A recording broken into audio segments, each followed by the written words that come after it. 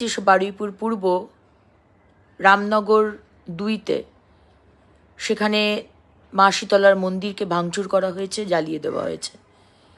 Police কোনো action নেয়নি। গ্রামবাসী দুষ্কৃতীকে ধরেছিল, কিন্তু পুলিশ এসে সেই দুষ্কৃতীকে ছাড়িয়ে নিয়ে চলে গেছে। এখন গ্রামের মানুষ যারা প্রতিবাদ করেছিল, সেইখানে পুলিশ এবং সেখানকার তৃণমূলের বিধায়ক এসে কেসটাকে ঘুরিয়ে দেওয়ার চেষ্টা করছে যে তোরাই এটা করেছিস, তোদেরই এটা সাজানো ঘটনা, তোরাই এটাকে নিয়ে রাজনীতি করছিস।